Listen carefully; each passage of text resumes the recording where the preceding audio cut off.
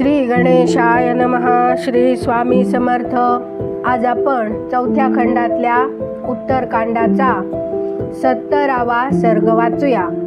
आपण श्री वाल्मिकी रामायण वाचत शेवटच्या खंडात पोहोचलेलो आहोत. तरी कृपया हे रामायण वाचन जास्तीत जास्त शेअर करा, लाईक करा, सबस्क्राईब करून बाजूच्या बेल आयकॉनवर क्लिक करा. त्यामुळे आलेला प्रत्येक व्हिडिओ तुमच्यापर्यंत नक्की वेळेत पोहोचेल. आणि कमेंटमध्ये जय श्रीराम लिहायला विसरू नका. आता आपण 70वा सर्ग वाचूया.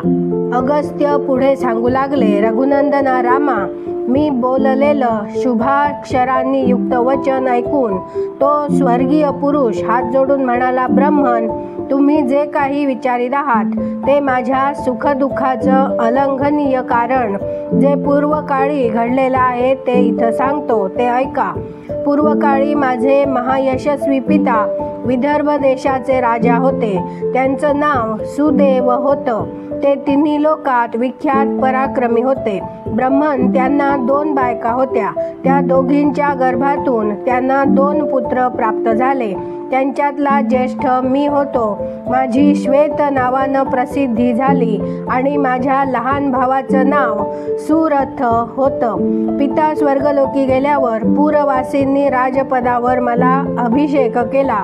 तिथं परम सावधान राहून मी धर्मानुसार राज्याचं पालन केलं. उत्तम व्रताचं पालन करणाऱ्या ब्रह्मर्षी अशा प्रकारे धर्मपूर्वक प्रजेचं रक्षण करीत तसंच राज्यकारभार करीत माझी 1 सहस्त्र वर्ष निघून गेली. द्विजश्रेष्ठा, एकदा काहीतरी निमित्तानं मला आपल्या आयुष्याच्या मर्यादेचं ज्ञान झालं. मग ती मृत्यूतिथी मनात ठेवून मी तिथून वनाकडं प्रस्थान केलं. त्यावेळी मी याच दुर्गम वनात आलो. यात ना पशु आहेत ना पक्षी. वनात प्रवेश करून मी याच सरोवराच्या सुंदर तटावर तपस्या करण्यासाठी बसलो. राज्यावर आपला भाऊ राजा सुरथ याला अभिषेक करून या सरोवरापाशी येऊन मी दीर्घकाळपर्यंत तपश्चर्या केली. या विशाल वनात 3000 वर्षपर्यंत अत्यंत दुष्कर तपस्या केल्यावर मला परम उत्तम असा ब्रह्मलोक प्राप्त झाला. द्विजश्रेष्ठा, परम उदार महर्षे, ब्रह्मलोकी पोहोचल्यावर देखील मला तहान आणि भूक मोठा त्रास देतात. त्यामुळे माझी सारी इंद्रिय मोठी व्याकुळ होतात. एके दिवशी मी त्रिभुवन श्रेष्ठ देव भगवान ब्रह्मदेवांना म्हणालो, भगवान, हा ब्रह्मलोक तर तहान भुकेच्या कष्टापासून मुक्त आहे, परंतु इथं देखील क्षुधा पिपासांचे क्लेश माझा पिच्छा सोडत नाहीत. हा माझ्या कुठल्या कर्माचा परिणाम आहे? देवा पितामहा, माझा आहार काय आहे हे मला सांगा. हे ऐकून मला ब्रह्मदेव म्हणाले, सुदेव नंदना, तू मर्त्यलोकात असलेल्या आपल्याच शरीराचं सुस्वादिष्ट मांस प्रतिदिनी खात जा. तोच तुझा आहार आहे. श्वेत, तू उत्तम तप करताना केवळ आपल्या शरीराचं पोषण केलं आहेस. महामते, दानरूपी बीज पेरल्याशिवाय इथं तुला गती नाही आणि तृप्तीही नाही. तू देव, पितर तसंच अतिथींसाठी देखील कधी थोडंसं दान केलं आहेस असं दिसत नाही. तू केवळ तप करीत होतास. वत्सा, म्हणूनच ब्रह्मलोकात येऊनही तहान भूक तुला सोडत नाहीत.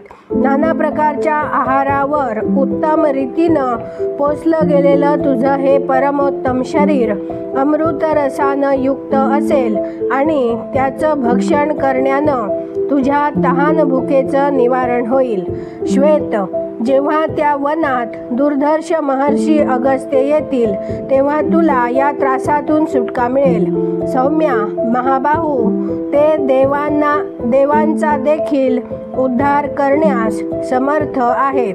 तहान भुकेच्या त्रासात सापडलेल्या तुझ्यासारख्या पुरुषाला संकटातून सोडविणं त्यांच्या दृष्टीनं कोणतीच मोठी गोष्ट आहे का? द्विजश्रेष्ठा, देवाधिदेव ब्रह्मदेवांचा हा निश्चय ऐकून मी आपल्या शरीराचीच घृणित आहार ग्रहण करू लागलो. ब्रह्मर्षे, खूप वर्षापासून मी खात असूनही हे शरीरही नष्ट होत नाही आणि माझीही संपूर्णपणानं तृप्ती होत नाही. मुने, अशा प्रकारे मी संकटात पडलो आहे. आता तुम्ही माझ्या शरीरास दृष्टीस पडलात, म्हणून तुम्हीच या त्रासातून माझा उद्धार करा. तुम्हीच ब्रह्मर्षी कुंभज आहात, कारण त्यांच्याशिवाय इतरांना ह्या निर्जन वनात पोहोचणं शक्यच नाही. सौम्या विप्रवरा, तुमचं कल्याण असो. माझा उद्धार करण्यासाठी तुम्ही माझ्या या आभूषणाच्या दानाचा स्वीकार करा आणि तुमचा कृपाप्रसाद मला प्राप्त होऊ देत. ब्रह्मर्षे द्विजवरा, हे दिव्य आभूषण सुवर्ण, धन, वस्त्र, भोज्य, भक्ष्य तसंच अन्य नाना प्रकारची आभरणं देखील देतं. मुनिश्रेष्ठा, या आभूषणाद्वारे मी समस्त कामना आणि भोग देखील देऊन टाकतो आहे. भगवान, तुम्ही माझा उद्धार करण्यासाठी माझ्यावर कृपा करा.